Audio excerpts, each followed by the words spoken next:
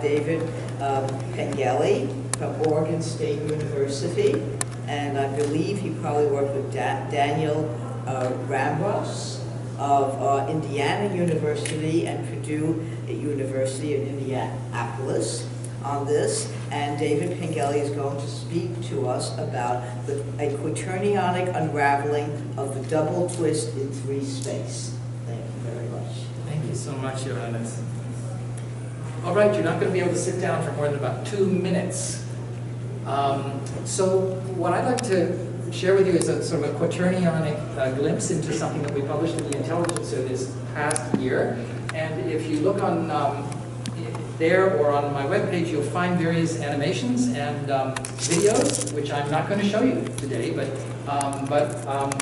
I recommend them to you. And so how many of you are familiar with the Dirac belt trick? Okay, not everybody. So you will begin with the Dirac belt trick. So I take this belt and I put 2 full twists in the belt. 1, 2. This doesn't work with 1 twist. Okay? I then hold the ends of the belt in such a way that I will not turn the ends of the belt. I'm not going to allow myself to turn my hands in any way. I am going to allow myself to move my hands around a bit, but the knuckles will always remain facing you in exactly that orientation.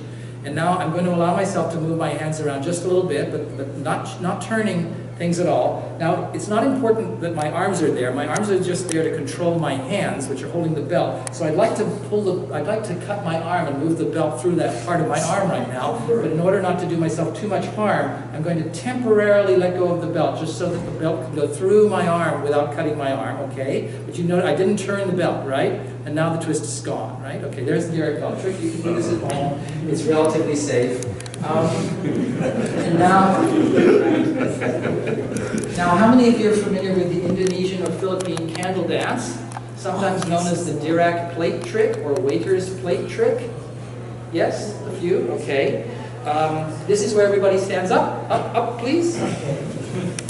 Okay. Now this is done by Indonesian and Philippine dancers with both hands, but we'll just use our right hand, please. Right hand goes out, palm up. Now you imagine a burning candle in the palm of your hand, like in the dance, okay? And so this burning candle should not tip over. So you're not allowed to tip your hand in any way, but you are allowed to turn your hand, keeping the candle straight up the whole time. That handle is staying up the whole time, and Johannes is going to have a hard time with that, because look, he's going to fall. But anyway, so now I've turned my hand all the way around once. My hand is back in its original position. Your fingers are pointing straight ahead. Keep going. Some of you need to get those fingers pointing straight ahead. And now you think your hand is going to break with what I'm going to tell you to do next, but I'm going to tell you to keep turning your hand the same way around the same axis. And you think your arm will break, but it doesn't. Your arm doesn't break. You turned your hand twice around, and this twisting that your arm felt after 1 turn vanished as you did the 2nd turn. Okay? Now, there's something going on. Okay? So what's going on, you can sit down for a little bit. Okay? What's going on there is that a double twist can be unraveled in 3-dimensional space. I can say those words, I've just demonstrated it, but what does it mean? Well, to topologists, they say the fundamental group of SO3 is Z mod 2. I'm not going to try to explain that to you, but there's an element of order 2 in the fundamental group of SO3, which are essentially the rotations of 3 space. And there's this element of order 2. And what we did is we did it, this first turn around an axis was that element. It was that loop, a base loop in SO3. I started with my hand here, I ended with my hand here at the base point in SO3, and I performed a single turn around the vertical axis, but when I did it twice, it was null homotopic. It disappeared, so it's 0 in the fundamental group. Now the challenge though is I was never happy with this, okay? And that's because this is lovely, but it doesn't really tell me mathematically what's going on. I wasn't satisfied with it. So I wanted a nice, what I call a movie of movies of the hand performing base loops. Now why do I say a movie of movies? Well, when your hand turns around, just watch the hand, that's a movie, okay? But the null homotopy, which tells me that this can actually be unraveled, means there's a movie of movies here. This is one movie, but what my shoulder did at the end is another movie, namely nothing changed. In between, imagine there were a bunch of little hands all along my arm, and every one of those hands performed a movie as I did this. Every one of those hands started like this, and ended like this, and did something, and those somethings are the movie of movies. They're the frames of the movie of movies that's giving me a null homotopy between the double turn and the shoulder, but I can't see what they're doing, and I always wanted to. So here's some questions you could ask about this. How efficiently can you actually untangle a double twist like that? Is what we just did with our arm the most efficient way to do it? Probably not.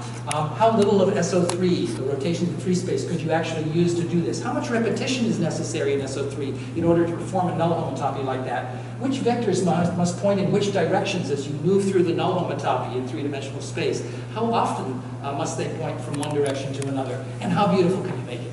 So Dan and I set out to answer these questions a few years ago, and I'm going to just very, very briefly explain to you a null homotopy that we came up with. But after I've explained it to you, you'll believe that I've told you what it is, but you won't know what it looks like. Okay? So here's my null homotopy. I'm going to start with 2 turns around the vertical axis. That's what I want a null homotopy for. That's the left one. Okay? 2 turns. And now what I'm going to do is I'm going to imagine those 2 turns differently. Instead of imagining it as first 1 full turn and then a second full turn, I'm going to take each of the 2 full turns and do them sort of simultaneously, but compose the rotations as I do them. So I'm going to rotate by, say, theta around here from the first rotation, and then I'm going to compose that with rotating by theta from the second rotation, which you notice just amounts to rotating by 2 theta because it's around the same axis. And so, of course, when I compose those rotations, theta by theta, as theta runs from 0 to 2 pi, by the time I'm done, I've gone 4 pi around because each one is getting doubled, because I'm composing it with effectively itself. Now what I'm going to do is make a homotopy. And the way I'm going to make the homotopy is I'm going to change each of those rotations, but I'm still going to keep composing them theta by theta, and I'm going to change them by tipping their axes. But I'm going to tip the axes differently. I'm going to tip the axis of the first one this way and the axis of the other one this way, but simultaneously. So for parameter value s in the homotopy, I've tipped the axes by s this much. And so what I do for a given theta is I rotate by theta like this, and then by theta like this, and Euler proved that a composition of 2 rotations is a rotation. So that's some rotation about some axis, but I don't know which it is. And notice, I'm being very quick here, but notice where we end up after s, the homotopy parameter, has gotten to pi over 2. Guess what's happened? Now what's the loop? The loop is rotate by theta like this, and then rotate by theta like this. Well, guess what that does? This undoes that for every theta. So this is the constant loop.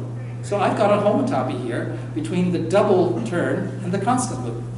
But I don't know what it looks like. Well, I could write down formulas for it. And I could ask a computer to animate those formulas for me, and then I could see what it looks like. And I promise you that by the time you leave in a few minutes, you will know how to do it with your own hand. Okay? So, what does it look like? How does it address the questions we raised? So the first answer is, if you write out the 3x3 matrices from formulas from this, you will find out that the entries in those matrices are 6th degree polynomials. This is what I just described to you. The entries will be 6th degree polynomials in sines and cosines of half, single, and double the homotopy and the loop parameters, and so there's no chance it would fit on this slide. So I'm not going to show it to you, and I can say R, and then I can say, is there a better way? And then you guys, because you're here at a session on the Quaternions, know the answer. The answer is enter the Quaternions. So think of a pure quaternion, which is simply one with 0 real part, and I can think of that as just being a vector in R3. And there's a theorem that I always hoped was due to Hamilton, and indeed it is. It's in his 1853 original book, Lectures on Quaternions, on page 272. You will find that this conjugation rotation theorem, which is so heavily used today in animations and satellites and so on, that was well known to Hamilton.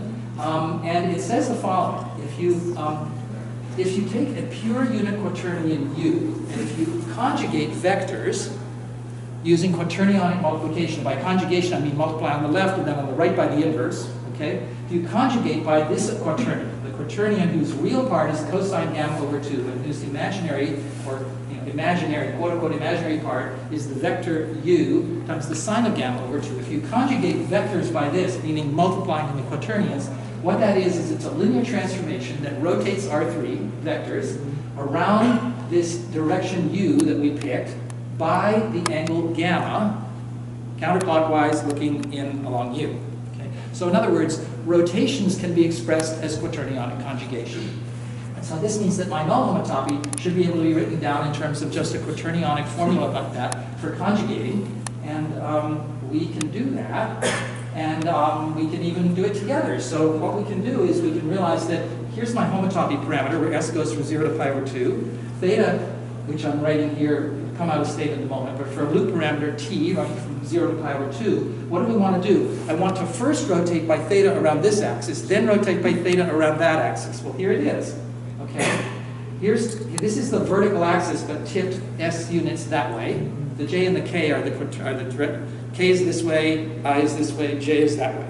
Okay, so I want to tip first, sorry, I guess this is the first one I want to do. I want to tip by minus j sine s plus k cosine s. That's this direction. And then I want to rotate by angle t around it, so I need to conjugate by this quaternion, according to Hamilton. And then I need to conjugate by the quaternion over here, but since I'm just composing these two things, I need to multiply the two quaternions together to conjugate by their product. And here's the other one. The only difference is that the j is not negated because I tipped this way instead of that way this time, right? And so I just need to multiply these two quaternions together, and then we're going to have the quaternionic formula that will in fact give me exactly this null homotopy that I told you about. So multiply these two quaternions together, easy, there's the result. So now the first thing to notice about this quaternion, I hope you're going to tell me, what do you notice immediately about that quaternionic formula? There's no j. That's right. There is no j component in that formula. Now what does that mean? Remember, j went this way. What it means is that the axes of rotation that this null homotopy uses are only the axes in this plane. There's no sideways component to any of the axes used by this null homotopy. So it's already using a pretty thin part of SO3. Only the axes along a certain plane, right? And remember, so now let's figure out what's the angle of rotation. Remember, this is the cosine of half the angle of rotation, so all I need to do is take, say, twice the arc cosine of that value, and I know how much I'm rotating by for a given parameter values s and t. And if I want to know a little more about what the axis is, I could take this axis here, which has an I component, which points towards me, and a k component, which points up. And so we need to know just the latitude of that. What is its latitude? Well, the latitude is just the ratio of the vertical and horizontal components. So there's our picture. And remember, these axes are all along this longitude facing towards you, and the latitudinal angle phi is simply the arctangent of the ratio of that to that. And it works out. It's a good use for trigonometric functions. Okay, it's the arctan of cosecant s cotangent t over 2, if you simplify a little bit.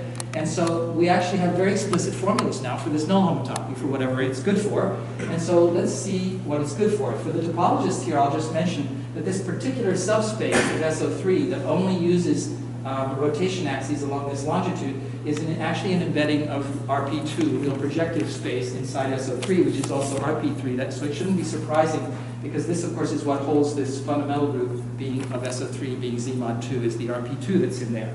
So I think I'm going to tell you a result, and then I'm going to show you one more slide, and then I'm going to teach you how to do the null homotopy. Okay? So we can actually answer all the original questions I put on the first slide. Here's an answer to one of those questions. Which vectors must point in which directions as they move through this null homotopy? So here's a question that, well, okay, I'll just tell you what it is. We call it the every which way theorem. It says that any null homotopy, not just ours, but any null homotopy of the double twist must send every direction in space to every other direction in space at some point during the null homotopy. You can't get by with less.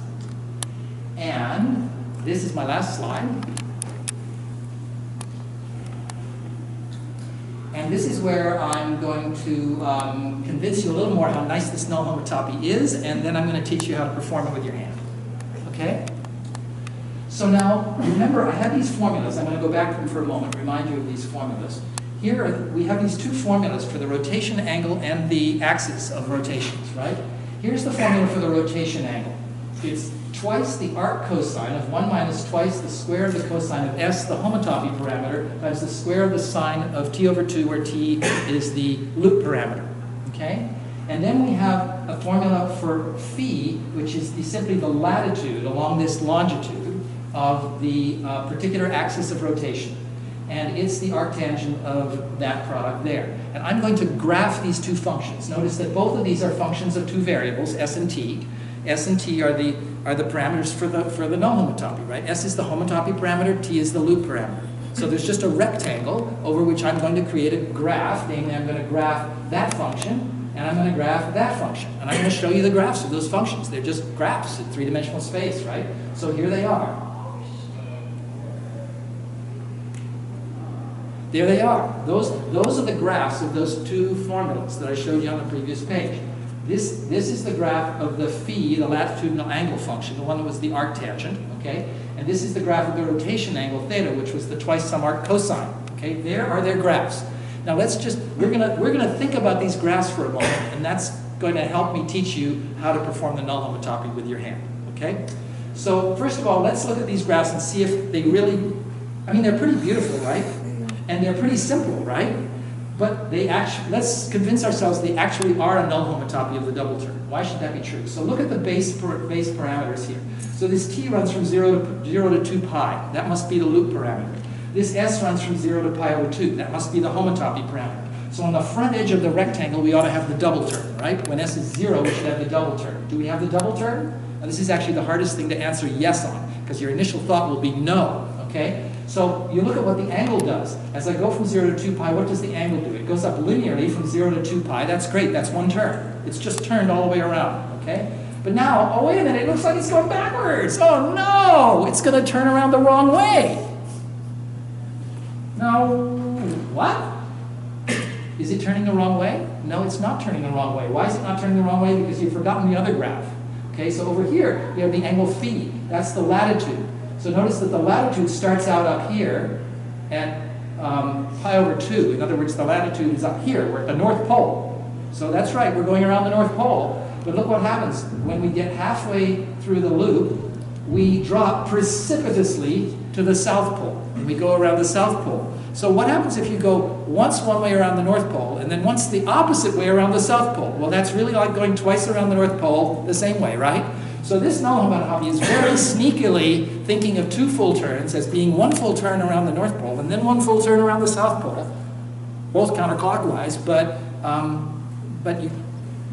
counterclockwise and the other clockwise, and that amounts to two counterclockwise around the North Pole. So this seems like cheating, right? But it's not cheating. Of course, what you should worry about is whether there's a discontinuity as a result of this. That sure looks discontinuous, right? But it turns out it's not, because actually you're at the identity in SO3 when this happens. It's just that you can't quite figure out what the axis is, but after all, axes sort of have two choices anyway, right? This way or that way, and so it turns out there's no discontinuity here. It's just these graphs make this look this way, okay? And now, is this really a null homotopy? Well, to be a null homotopy, we need to know that at the back end of the homotopy and along the sides for base loops, we need to be at the identity in SO3. But we are, because look, theta is 0 all the way along the other three sides of this. It doesn't actually matter what the axes do, which is sort of weird, okay? But yes, we are. This is like a little backpacking tent, right? It's staked down on three sides. So we're at the identity in SO3. So we've got a null homotopy of base loops. Now, here's the one thing I want you to know before I'm going to teach you how to do this, okay? So we got about 3 minutes here. See, you'd never discover this on your own. I couldn't discover this on my own. It wasn't until I saw animations and saw these graphs that I could see how to do it. Okay? So here's what I want you to focus on. I want you to learn where your hand is in the middle of each loop. You know that at the beginning and end of every loop, your hand is like this. But where should your hand be in the middle of each loop? I know that in the middle of this loop, it's supposed to be like that. But then it's allowed to be anywhere it wants to be in all the intervening loops until it gets to my shoulder where nothing's supposed to move, right? So I want you to watch what happens in the middle of every loop. So the middle of every loop is when t is pi. So you should go to the middle of this segment here and go up and ask what the rotation angle does. Well, the rotation angle starts out at 2 pi. You should think of, which is sort of 0, but you should think of it like this. Okay? And now, what does the rotation angle do during the null homotopy? Well, it goes down the backside of this tent. Now, this is actually not linear down here, but it drops down the backside of the tent to 0. So the rotation angle is just dropping down the backside to 0, from 2 pi to 0. But the question is, what angle is it going over? What's the axis for this rotation? It's rotating from 2 pi to 0. Is it rotating around a single axis as it does that? And the answer is yes, because look over here. You look in the middle of each loop here, and you see that along the graph here, you're at, what height are you at here? You're at height 0, right? All the way along there, you're at height 0. You see that? That's height 0 along there as we go down the middle of the homotopy square. And what does height 0 as a latitude mean? Thank you. Height 0 as a latitude means that it's the axis from me to you. It's latitude, it's the equator. It's latitude 0. That's the equator. Okay. So what you have to do, and Johannes has told me I have 1 minute left. So what you have to do is in the middle of each loop of the null homotopy, your hand must be rotating around this axis here, the one from me to you. That's the 0 latitude, and it has to go once around like that. So now everybody up. This is the last minute. You're going to learn how to do this. So we're gonna do this in 8 steps. That's 9 movies, okay? So the first movie is the one we already did. So your arm is just controlling your hand now. We're not thinking of the null homotopy here. It's all gonna be at the hand, okay? So the first one is what we already did, namely your hand does 2 full turns. There we go. The hand did 2 full turns. That was this, okay? Now, as we do the next movie, okay, a little bit of a way along, your hand in the middle of the movie, where should your hand be in the middle of the movie? It shouldn't be here, it should be slightly tipped this way, around this axis by a little bit, right? So aim for this in the middle of this next loop. Do something that's almost like what you did before, but it's sloppy. It's sloppy. You don't actually get your hand all the way up, the candle is starting to tip over. That's the middle of the first loop, and then you kind of finish it as if it's a double turn. Now we go further. I'm going to be quick with this, you can look at the animations online. Now we go further, and this time we get sloppier. This is movie, what I call movie 2. Movie 0, movie 1, movie 2. Movie 2 is like this. Your hand is tipped a quarter of a turn like that. Now finish it up. Now here comes movie 3. I know you'll have a hard time with this the first time through. I've practiced this. There's movie 3. Now movie 4 is really interesting. It's in the middle of the homotopy, and guess where your hand is going to be in the middle of the middle movie? Your hand is going to be upside down. Remember the every which way theorem? It says that sometime during the null homotopy the candle has to point upside down. Well, this is the moment. Okay? So here it is. There's movie 4. And this is the one which doesn't quite feel like a double turn, but it doesn't quite feel like a nothing, and it's halfway in between double turn and nothing. And now we go to movie 5, which is like this, and now less and less is starting to happen. Here's movie 6. And now it seems like it's going slower and slower because pretty soon nothing's going to happen. Here's movie 7, just a wobble, and there's movie 8, nothing happens. So this is how to unravel the double turn. So you can do this at home or watch some animations. So thank you. Really fascinating. Thank you very much, David. That was really fascinating. Okay, now we're going to, any questions to David about this particular talk? Any questions? Where can we find the movies or the animations online? Just type David Pengelley into Google. If you can spell my last name, then you'll very quickly get to my homepage, and you'll find links to it all there. It's on Dan Ramras' website. Okay. Thank you. Thank you. Any other questions for David? Any other questions? Well, that I really enjoyed that one. Thank you very much, David, for that. Okay. All right, we're going to have a little bit of a